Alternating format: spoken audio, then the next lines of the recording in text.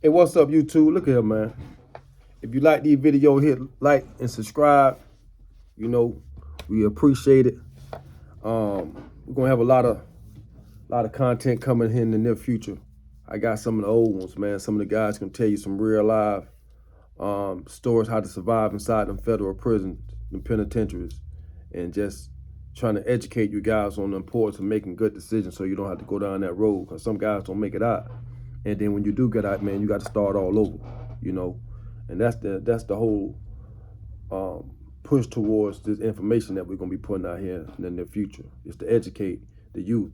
You know, we kind of know y'all interested because you live in a lifestyle that may put you up in a situation where you may end up behind bars. So if you go behind these places, it's best for you to be educated how to handle yourself, how to move accordingly inside a situation like this, so you can get back out here and get on your grind once you come out. Because I'm sad to say, but most of you young cats gonna go because that's how it's set up. You know, it is what it is. The system is designed for y'all young cats to go in and experience some of the same things the predecessors have. And it's sad to say, but that's just how it is. So I'm going to talk to guys who did 20, 30 years in federal penitentiaries, 20 years in federal penitentiaries, going back from guys that was locked up in the 80s and the 90s, and how the federal prison system changed over time, and how now all the young cats that's coming in now, they're coming in with the gun charges, the fentanyl, and just that's what it is. It's gun charges, fentanyl, and the bodies that coming along with the fentanyl. That's what most guys going in right now. You know, and y'all really need to know that, man, because just like right now, I mean, a lot of people talking about Young Thug and his situation. Man, he really lucky that's not a federal situation. He's really blessed that that's not a federal situation where them boys are looking at him that they was doing some bodies, get my light right. So, you know, so he really blessed, to be honest with it. That's his interstate facility. He may only get 10 years if he have to go behind the wall. He may only get 10 years. It depends on how much he get convicted of. He might not get convicted of everything, but it's kind of hard for him to fight that case with so many other people taking pleas. Now, I'm gonna be honest with you. I was in a Rico case in 1999 where some of the guys in my case took a plea, but they wasn't telling. And the state had these guys take a plea to get them out the way so they can kind of just focus in on us.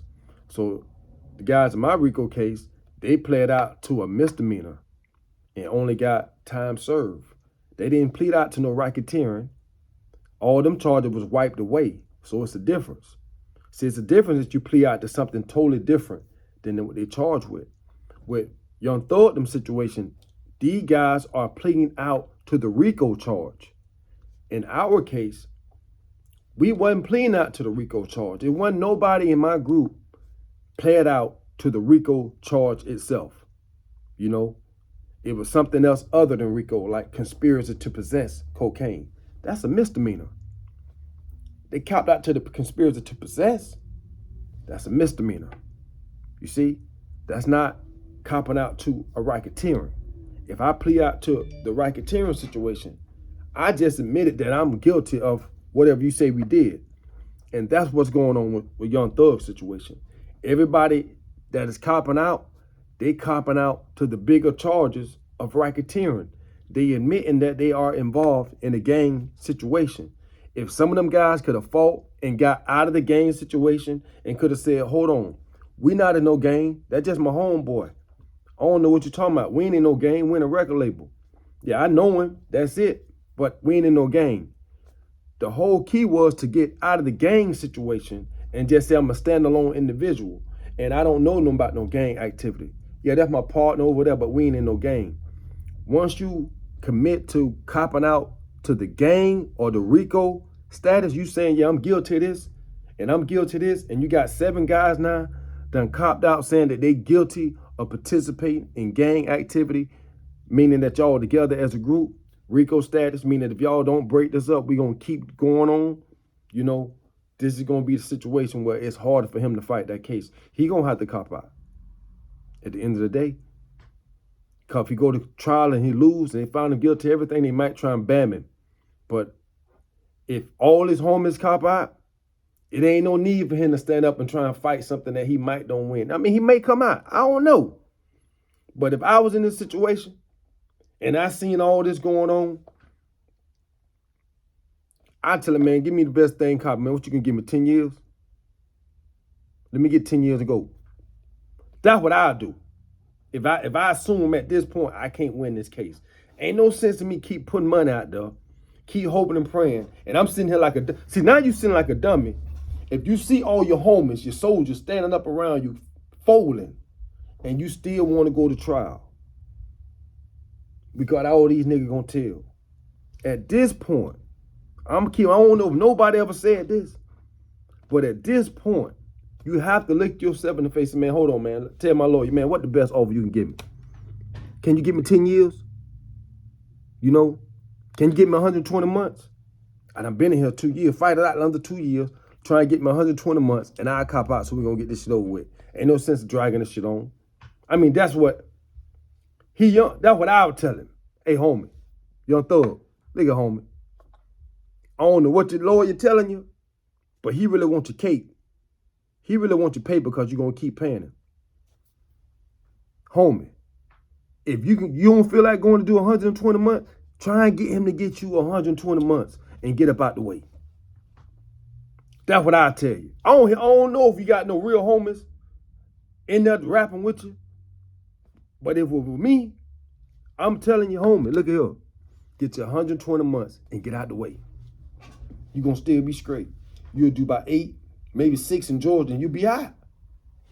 Get you 120 months.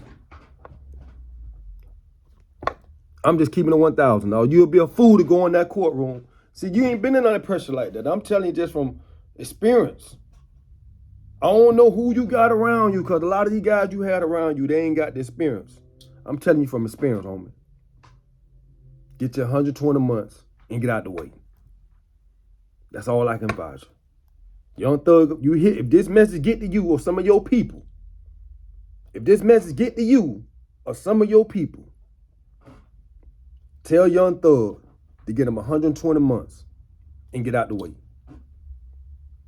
Cop out, dog. Your home is going to sink you. And you're going to do state time. Hopefully, you get out the way and the feds don't come pick it up. Hopefully. Because if you get in a federal situation and they start saying all these bodies laying around, who to say the feds don't want to jump in, because most of them guys convicted felons with firearms. Who to say that the feds don't jump in after all this over with? Say, you know what? We're going to pick you up, and you up, because all y'all are convicted felons and you have firearms. See, this shit can go this way. Ain't nobody even talking about this. This could be on the bite burner. The feds can sit back and wait. And see, yeah, they whooped the state case. But damn, they was doing this. Wasn't he a convicted felon? He had a firearm. Oh, let's go get him. Now you in double trouble. I done seen it happen. So I'm telling you, if you can get 120 months and get out the way and come on back and still be straight, get out the way. You can go to trial, win. You can go to trial, lose, still have to go up the road, fight an appeal, come back, possibly win. But what if you don't? All your home is going to sink you. 120 months, I get out the way. 120 months. If you got a homie out there, I don't know. Like I'm saying, look, Young Thug, if you got a homie around there, I don't know who you got around you, but I'm telling you, like an OG, we was in the cell together. Hey, homie, 120 months and get out the way, man. Talk to your lawyers, man. She can't get me 120 months. Gonna get me 120 months. I gonna get out the way, man. Gonna get this shit over with.